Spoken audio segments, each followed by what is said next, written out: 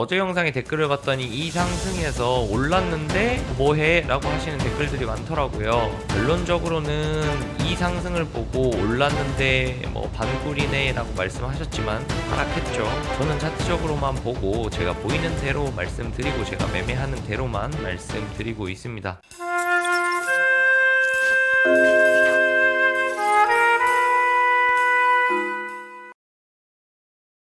안녕하세요, 악입니다. 자, 오늘 2025년 9월 16일 비트코인 시황에 대해서 말씀드려 보도록 하겠습니다. 저는 단기적으로 크게 관점 변화는 없습니다. 관점 변화가 없는 상태에서 어제 어떻게 흘러갔는지 그리고 지금은 또 어떻게 보고 있는지 한번 체크해보고 간단하게 정리해 보도록 하겠습니다. 어제 말씀드린 부분의 핵심은 이거였어요. 일단 한번 하락했고 그 다음에 반등을 줬는데 채널 상단이 있고 강저항대에 걸려 있기 때문에 이곳에서는 저항을 받을 수도 있겠다라고 생각한다.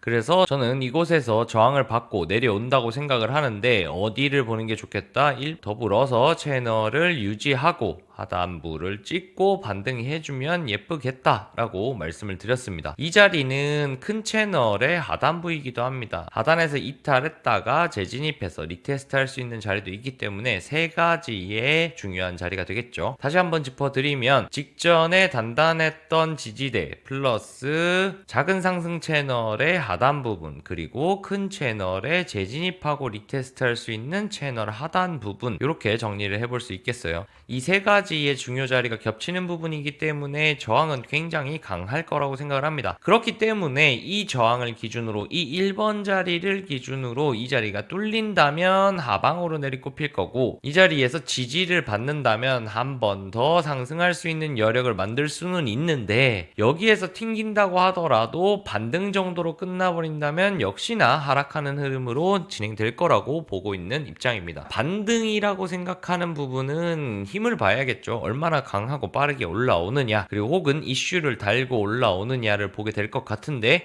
현재로서는 금리 발표 시기와 맞물린다면 강한 상승 혹은 강한 하락이 일어날 수도 있기 때문에 조금은 조심해서 포지션을 잡아야 한다고 생각한다 이렇게 말씀을 드렸습니다. 자, 그러고 나서 어제 영상에 댓글을 봤더니 이 상승에서 올랐는데 뭐해? 라고 하시는 댓글들이 많더라고요. 저는 그렇게 생각합니다. 관점이라는 건 제 생각이고요. 제 생각이 잘 맞는다면 참고하시고 제 근거가 마음에 드신다면 참고하시면 되고 제 관점이나 제 근거가 마음에 들지 않으신다면 참고 안 하시면 됩니다. 결론적으로는 이 상승을 보고 올랐는데 뭐 반꿀이네 라고 말씀하셨지만 하락했죠. 저는 차트적으로만 보고 제가 보이는 대로 말씀드리고 제가 매매하는 대로만 말씀드리고 있습니다. 그 부분을 참고하셔서 도움이 되신다면 지속적으로 봐주시고 구독도 눌러주시고 많이 홍보해주시면 감사하겠고 도움이 안 되신다면 보지 않으시면 된다고 생각합니다.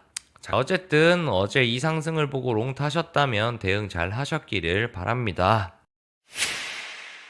그래서 큰 관점을 다시 한번 짚어보면 1번 자리가 깨진다는 것은 이 상승이 이어지지 못하고 하락하는 방향으로 급속도로 변할 수 있는 그림이다 라고 저는 보고 있기 때문에 오늘도 역시 저는 이 자리가 기준이라고 생각을 합니다. 1번 자리까지 내려와서 지지받는 건 괜찮아요. 그런데 이 1번 자리에서 비비다가 큰 반등 주지 못하고 떨어진다면 굉장히 크게 하락할 수 있겠다. 어디까지? 102K 혹은 96K까지 요 정도 라인까지 열어놓고 봐야 될 것 같다. 왜 이 자리인가 라고 하면 피보나치 기준으로도 그렇고 매물대 기준으로도 그렇고 중요한 자리라고 말씀을 드렸죠. 현재 상승하고 있는 한파동에 대한 조정이 나오고 있는 것으로 보이는데 이 한파동을 피보나치 되돌림으로 그어봤을 때 대략적으로 382 라인이 102K 정도 그리고 0.5 되돌림이 96K 정도 된다. 그래서 만약에 이게 A, B, C로 떨어진다면 요런 자리 혹은 요런 자리까지 빠질 가능성에 대한 염두는 해야겠다라고 말씀을 드렸습니다. 자, 그럼 반대 입장에서 이렇게까지 떨어지지 않는 시나리오는 뭐가 있을까? 이렇게 하락했지만 이 추세를 돌려냈고 지금 약간 고점의 저항을 받지만 1번 자리를 지켜내고 힘을 모아서 강하게 올라오고 이 고점도 따주고 이 저항도 따주고 올라타준다면 여기에서 다시 한번 자리 깔고 이런 식으로 강하게 쏘아 올릴 수 있을 거고 더불어서 기존의 고점도 갱신할 수 있을 거라고 생각을 합니다. 그렇기 때문에 아래로는 1번 자리 그리고 위로는 117K의 강저항대 위로 올라타주는 모습이 필요하다. 이 두 가지의 기준을 가지고 어느 쪽으로 올라타주는지 혹은 돌파가 나는지를 보고 그쪽 방향으로 한동안은 추세 추종을 하는 게 좋겠다. 이렇게 심플하게 정리해 볼 수 있겠습니다.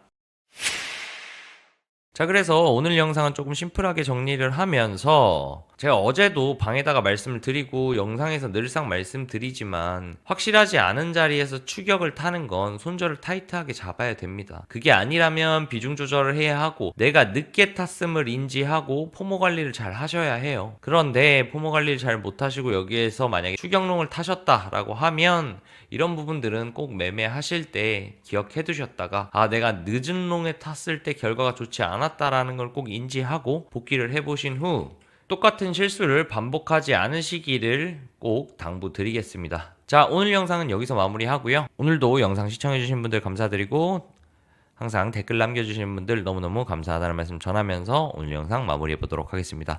자, 오늘도 좋은 하루 되시고요. 금리 발표 이틀 정도 남았으니까 잘 페이스 조절 해보시기 바랍니다. 감사합니다.